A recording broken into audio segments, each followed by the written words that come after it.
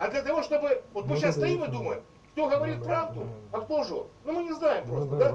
И этому хочется верить, и тем хочется верить. Вот для того, чтобы верить или не верить, понимаете, я еще раз хочу вернуть всех к 9 декабря 2019 года. Это в рамках договоренности, которая должна была быть подписана и заверена в нормандском формате. Там был один из вопросов, который детально обсудили, но до самого саммита. И в последний момент Зеленский от него отказался. Это разведение сил и средств по всей линии разграничения. Если мы не вернемся к этому вопросу, то третьи или страны будут провокацию проводить, или кто-то даст команду, или это будет там эксцесс исполнителя, или что-то другое, но мы будем сидеть на пороховой бочке. И последнее в отношении этой провокации. Вы понимаете, провокация, она имеет ценность, если ее хотят использовать в информационном поле. Но для этого должен быть люфт времени, возможности все это прокачать через СМИ.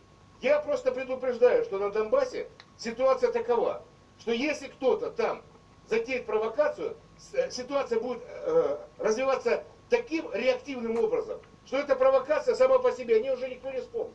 Это если, знаете, кто-то взял, бросил сток сена в спичку, да, и пылает пожар, вряд ли кто-то будет изучать, а кто производитель этой спички, что было нарисовано на коробке, да, спичечном. Нет, это уже будет полномасштабный пожар. И остановить эту войну будет уже практически невозможно. Хорошо, со всеми. Что будет? Я тебе скажу. Вот что будет? Когда войска стоят друг напротив друга 8 лет, они знают досконально расположение живой силы, где расположена техника. Первые дни войны, это, кстати, не я заявляю, это украинские военные заявляют. Там могут быть жертвы. Не важно, что заявляют украинские военные, американские военные сказали, что если вмешается Путин, то эта война будет длиться всего несколько дней. Смотрим это просто. Наводим камеру смартфона на QR-код и скачиваем приложение. Это все, что вам нужно. Теперь все новости с видео, прямой эфир всех каналов и самая большая. Страны там запрещают работу с криптой.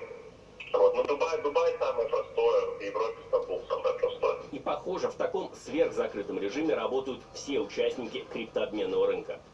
Никого не могу сказать, к сожалению. Все крупные, как мы, там, наши, я не знаю, не партнеры, конкуренты, наверное, добавили, сказать, они все закрылись, потому что сейчас, ну, как бы, можно вам провести сделку на 15 тысяч долларов, заработать с этого 500 долларов, да, а потом, как бы, придут органы и потеряют весь бизнес. Вот так что работает. Поэтому все, кто надолго в этом бизнесе, да, они, соответственно, как бы, сейчас все закрыты. Еще две точки Москвы, кроме Сити, где криптообменники пользуются огромным спросом, рынки Садовод и Люблино. Природа такого спроса легко объяснима. Торговцы из Китая, из Закавказья меняют наличные на криптовалюту и таким образом отправляют в обход налоговых органов и банковской системы деньги в свои страны. Объемы транзакций впечатляют. По нашим данным, совокупный дневной оборот криптообменников на этих рынках около 1 миллиарда рублей. Попасть в офисы этих структур со стороны невозможно. Это очень закрытая система. Роман Крайняк говорит нам, что несколько лет назад ему предлагали открыть офисы на этих рынках, но он отказался. А это рынок уже более узкий, профессиональный, поэтому мы не работали с такими клиентами. Ну, у вас вообще нет клиентов? Нет, они работают на большие суммы, на большие объемы. Эти сделки проходят в режиме очень высоких рисков, усиленной безопасности. Это был не наш профиль. Хотя Роман Крайняк закрыл свой обменный пункт в Сити, с криптовалютного рынка он не ушел и сейчас занимается майнингом. За исключением тихого исчезновения такого явления, как офисы криптообменников, в России нынешняя волна криптобума мало чем отличается от того, что происходило в 2016 и 2017 годах. Тот же массовый приток денег, безудержный рост, огромные профиты инвесторов и трейдеров, успевших выйти, пока пузырь не сдулся, и все те же побочные эффекты. На рынке массово появляются новые, крайне сомнительные криптовалюты и замаскированные под них пирамиды. Блогеры, внезапно ставшие криптоэкспертами и продающие курсы, которые якобы помогут человеку зарабатывать миллионы. Ну и, конечно, новые криптобиржи.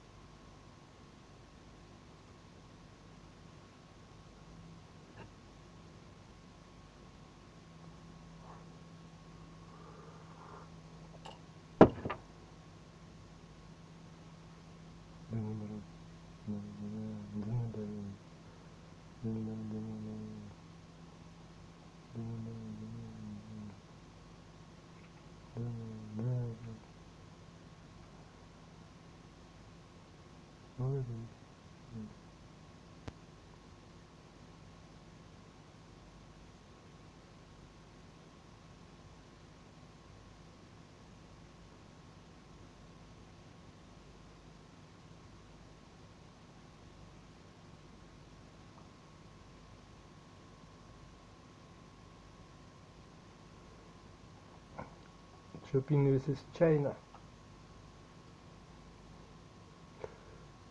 I told you I'd be back. To support the great cause, have teamed up with eVGENIY to offer you the chance to win a dream house in beautiful Lake Tahoe, or take the $3 million in cash. This house is incredible. You can entertain all your friends and family, relax outside, and enjoy a spectacular view. You have your own personal theater. You'll be steps away from some of the best skiing in the country. And I love skiing.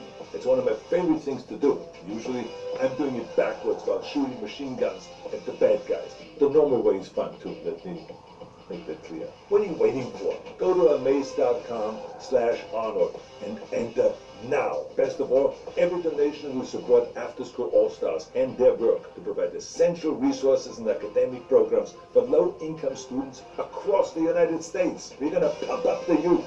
Remember, our youth is the best investment.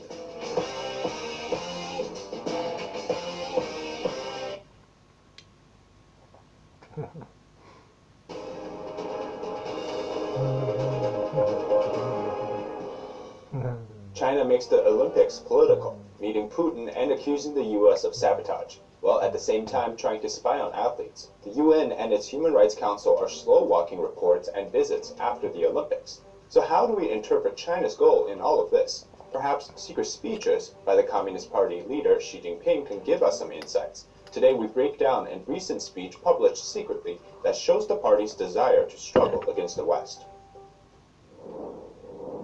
Welcome to China Insider. I'm David Zhang. Happy Friday. Athletes are told to leave their phones behind by the FBI and to take a burner phone instead. Now this is to protect them against the surveillance system and to protect their privacy. But one cyber expert told me in writing that even those burner phones could only cover so much. There's still data information out there that's inevitably going to be left behind and waiting to be collected by Beijing. Because everybody has to have the My 2022 app, and it's very intrusive. Biometric data like fingerprint, voice recognition, or facial recognition could be recorded, and those messages and calls made during the event to whoever they are also part of that surveillance. At the same time, avoiding the controversy of the app, Beijing is starting an information warfare with the United States, claiming the US is paying athletes to, quote, create disturbance during the event. The US has rebuffed the claim. However, according to Josh Rogan at the Washington Post, Beijing today kicks off the opening ceremony for the Olympics. US diplomats and international fans won't be the only ones who are skipping the opening. Olympic athletes from multiple countries who want to show solidarities with the victims of Chinese government's human rights abuses have been quietly preparing to skip and boycott the opening ceremonies, according to human rights activists who have been helping to organize and educate them. At the same time, the UN is accused of slow-walking the report on China's human rights abuses. That's to be delayed until after the Olympics. Leaked documents show China's negotiating position over an inspection of Xinjiang has not changed for years, amid criticism of a mutually convenient stalemate. The UN Human Rights Commission says there is no timeline to release the report either, which apparently has been in the works for 3 years. And recent reports suggest that the UN Human Rights Chief is set to visit Xinjiang after the games end, and some say it is too late. U.S. Ambassador Linda Thomas-Greenfield privately discouraged UN Secretary General Antonio Guterres from attending the Beijing Olympics, but when the UN chief made it clear that he intended to go, she asked if he can raise concerns with Beijing about China's human rights records. Meanwhile, Putin and Xi will also be meeting during the Olympic Games. And as reported by the Wall Street Journal, about how allies against the United States will be the main topic there. And this is viewed as the way for Putin to bargain his deals with both the US and China. According to Kremlin advisor Yuri Yushakov, who told reporters Wednesday, quote, Moscow and Beijing have a common understanding of the need to create a more just world order, and China shares the position that the security of one state cannot be ensured by compromising the security of another country. Now, this type of language seems very natural as Putin is trying to negotiate both with the West in terms of the high tension with Ukraine, but also at the same time make sure that he gets his engagements from China. It's the best way to leverage deals that are beneficial to Putin. So we have this backdrop, right? Politicization of the Olympic Games and for the glory of the CCP to just tout their way to success.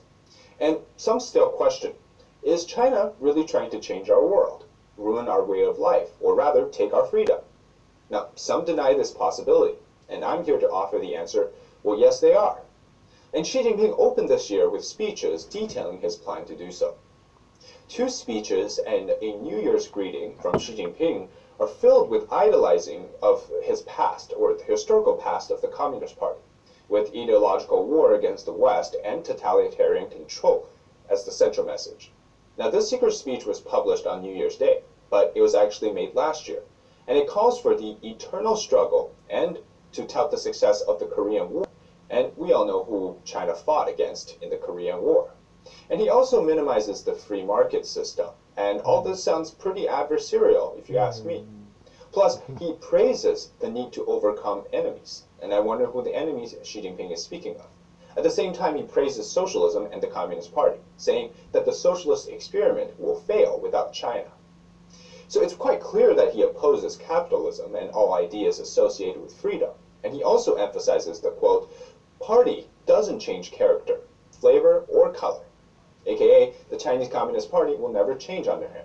Now, these words come at the cusp of profound political changes in China this year. 2022 is rather special for the leadership inside the Chinese Communist Party. It's the year where Xi Jinping is likely to be re-elected as the paramount leader for another 10 years. And if we learned anything last year, is that China under him is not afraid to crack down those that he deems as a threat to establish his own control in the direction of China's economy, from banning tutoring to giving massive fines to financial firms to outright punishing those who defy his orders on not going public in the New York Stock Exchange. I'm talking about you, Didi. So for us here in the West, nothing seems to make sense. In what seems to be chaos in Chinese economy, there exist the pious followers of communism. And through words spoken by the CCP leader, Xi Jinping, we can understand the stark reality of what can happen if China... Bitcoin has made headlines over and over again because it has repeatedly hit new all-time highs. Even so, the days when you could put just $100 into Bitcoin and watch your investment... China is winning against us. Just to give you an example, COVID. This virus caused 5.5 million deaths around the world. It's being used by China as propaganda for their pandemic success, used as diplomatic ammunition against poor countries for vaccines. It's used to slow down the global export and economic growth for the past 2 years. And 2 years later, we find that lockdowns, which according to the latest Johns Hopkins research, did nothing to help curb the virus. Yet in China, lockdowns are being touted as a success. Zero COVID. But just one event, quote, profound changes, as Xi Jinping puts it, can easily cripple half of the planet, or more. Just imagine, how many more of these global catastrophes can we really sustain from the Chinese Communist Party? And this is not to say that Americans don't care or don't know. According to one study, 71% of Americans say that they see China as the biggest threat. But this is only after COVID-19, where most of us woke up because we lost our jobs or we perhaps had nowhere to go, and we actually followed news more. But imagine what we have been doing for the last 30 years. So today I thought, let's learn about the long plan from China and what we can really learn from the speeches given by Xi Jinping. What exactly are they trying to do to us? Now, many authors studying China have pointed out the unique ways in which the Chinese Communist Party functions and essentially plans its foreign policy, especially against the United States. If we briefly summarize the history of China, we can see that by China's history, we mean the contemporary Communist Party history, we can see that from the Mao Zedong era up until the Xi Jinping era, it's actually a very fluid transition from when it was considered weak internally and its powers had no match anywhere near the United States, to now being able to say that it is very strong internally and it can project its powers outwards and point its sword at the United States. And the CCP understands that the US goes through this new era every 4 to 8 years. Presidencies define those policies and they change based on what they see is the real threat. Now, fortunately, in recent years, it seems the United States is willing to have a bipartisan agreement on China being the main threat. And especially with recent speeches like by the FBI Director Christopher Wray and a bipartisan hope for a China bill to pass. To watch the full episode of China Insider, join us on epochtv.com.